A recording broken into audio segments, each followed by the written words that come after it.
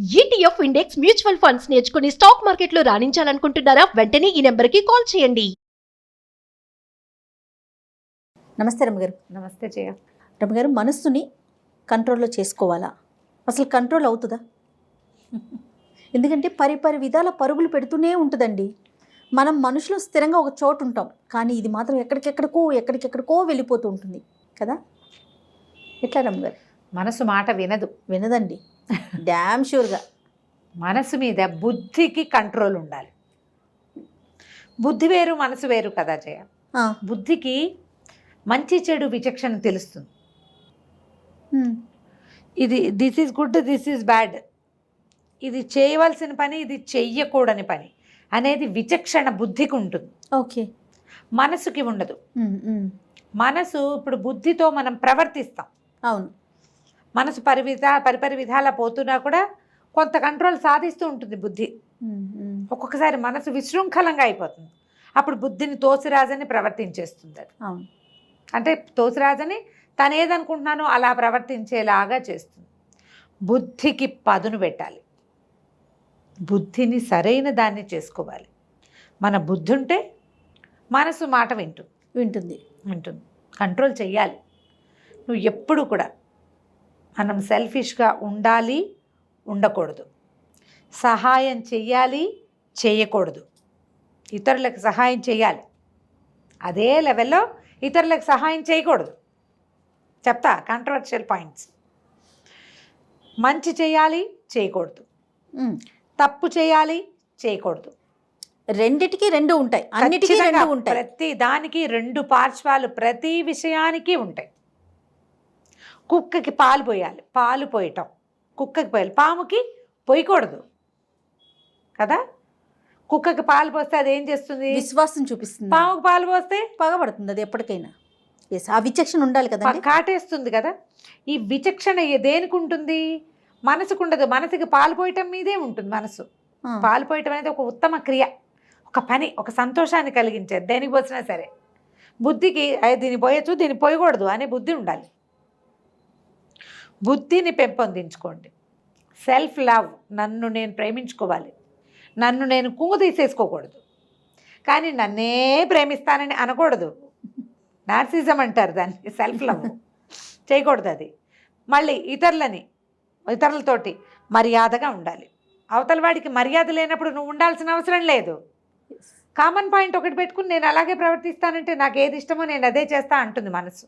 నీ ఇష్టానికి కొన్ని హద్దులు ఉన్నాయి, కొన్ని విచక్షణతో చేయాలి, ఇష్టం వచ్చినట్టు చేయడానికి వీల్లేదని బుద్ధి చెప్పగలగాలి. ఆ విచక్షణని వ్యక్తులు నేర్చుకోవాలి. ఇది ఎలా వస్తుంది?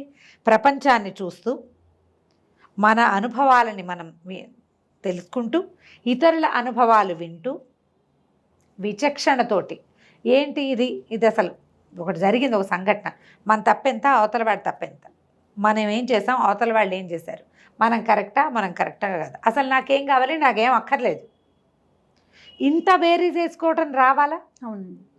ఒక పని చేస్తాం జయ. చిన్న విషయాలు, ఒక వస్తువు కొంటాం, ఓ 1000 రూపాయల వస్తువు, నీ దగ్గర 1500 ఉన్నాయి.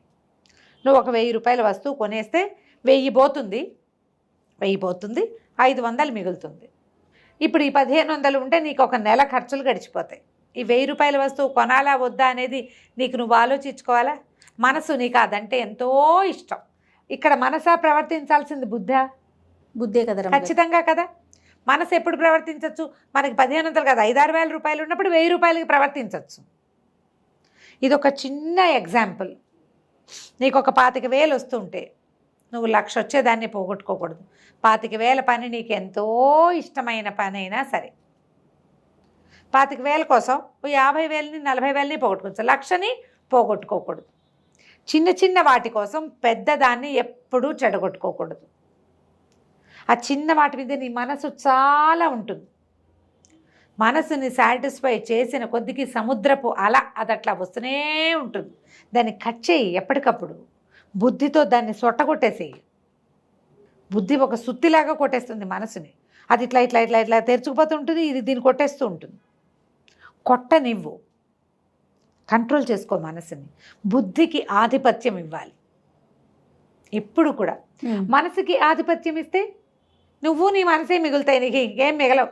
ఎప్పుడు ఒకే పంథాలో వెళ్తాం అంతే కదండి. ఒకే పందా నువ్వు సాటిస్ఫాక్షన్స్ చూస్తూ ఉంటావు కానీ అచీవ్మెంట్స్ నీ బతుకే ఉండవు. సాటిస్ఫాక్షనే ఉంటుంది, అచీవ్మెంట్ ఉండదు. ఈ సాటిస్ఫాక్షన్ కొన్ని లెవెల్స్ వరకే ఉంటుంది. అచీవ్మెంట్ ఎక్కడి నుంచి వస్తుంది? అచీవ్మెంట్స్ ఎప్పుడు బుద్ధి వల్ల కుదురుతాయి. మన సంసారంలో, మన జీవితంలో, మన ప్రొఫెషన్లో, కెరియర్లో, ప్రతి చోట కూడా మనసుకి కొంత ఇంపార్టెన్సే ఇవ్వండి, బుద్ధికి ఎక్కువ అధికారం ఇవ్వాలి. ఓకే. ఈ మనసును ఎట్లా కంట్రోల్ చేసుకోవాలంటే మెడిటేషన్ తోటి ఇది కుదురుతుంది. ఏదైనా ఒక పని చేద్దాం అనిపించినప్పుడు ఆగండి, కొంచెం దూకేయద్దు. ఒక రోజు టైం ఇచ్చినా మన బుద్ధి మారిపోతుంది, మన మనసు మారిపోతుంది. సమయం ఇవ్వండి.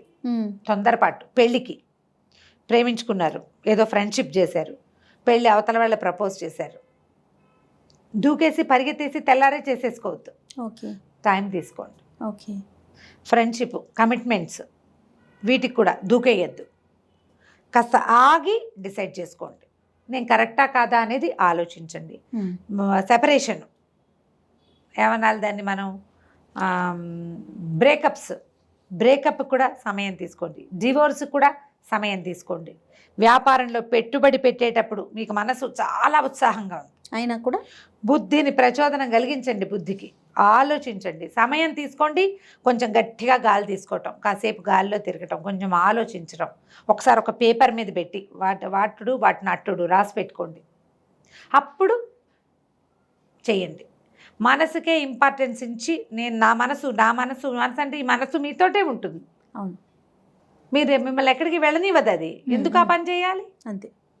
మెడిటేషన్ కనుక ప్రాక్టీస్ చేస్తే మనం చాలా సమస్యల నుంచి బయటపడతాం. ఒక మెడిటేషన్ వల్ల మీకు మనసు మీద కంట్రోల్ వస్తుంది, మానసికమైన లొంగుబాటు, కుంగుబాటు, అలజడి ఇలాంటి సమస్యల మీద అదుపు వస్తుంది, డిప్రెషన్స్ లాంటివి మీ దగ్గరికి రావు, ఒత్తిడిని జయించగలుగుతారు, ఫేస్ ఫ్రెష్గా ఉంటుంది మెడిటేషన్ తోటి. దానివల్ల ఏమవుతుందంటే మీ లోపలికి మీరు ప్రయాణం చేయగలుగుతారు. సొంత లోపలికి ప్రయాణం చేయండి. ప్రయాణం చేస్తే అసలు మీకు ఏం కావాలో మీకు అర్థమవుతుంది. మీకు ఎప్పటికీ మనసే కావాలనుకోండి, ఒకవేళ సరే మీకు అదే కావాలో తాత్కాలికంగా ఈ రోజుకి ఈ పని ఇచ్చేసేసేయాలనిపించేస్తుంది. తొత్తరగా ఉందా నిజంగానే మన మనసా అనేది కూడా మనకు తెలియాలిగా, మనం అర్థం చేసుకోవాలి కదా. అసలు మనం అర్థం చేసుకోవడానికే మనకి మెడిటేషన్ హెల్ప్ చేస్తుంది. ఓ పెద్ద రకంది చేయలేకపోవచ్చు, కదలకుండా కూర్చోండి, కళ్ళు మూసుకోండి, ఏ ఆలోచన లేకుండా, ఏ తరంగాలు లేని నదిలాగా ఉండండి, సముద్రంలా కాకుండా. కాసేపు కామ్గా ఉన్న మైండ్ బుద్ధికి సరైన ఆలోచనని ఇస్తుంది, మనసుకి ప్రశాంతత ఇస్తుంది, దానిలో ఉండే ఉద్వేగాన్ని, ఆవేగాన్ని, తొందరపాటుని తగ్గిస్తుంది, కాంక్షలని కొంచెం తగ్గిస్తుంది, మహత్వాకాంక్షలు ఉండవు. ఏదేదేదేదో కావాలనిపించేస్తుంటుంది మనసుకి, ఆ ఏదేదో అని కొంచెం తగ్గిస్తుంది, కళ్ళెం వేస్తుంది.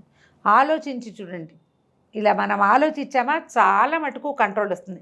మనసు మాట వినదు కాదు, మనసుని మాట వినిపించవచ్చు, ఎవడో కాదు మనమే వినిపించవచ్చు. ట్రై చేయాలంటే దానికోసం ప్రధానమైన మందు మెడిటేషన్. అంతే. థ్యాంక్ యూ రమ్మ గారు. నమస్తే. నమస్తే జయ.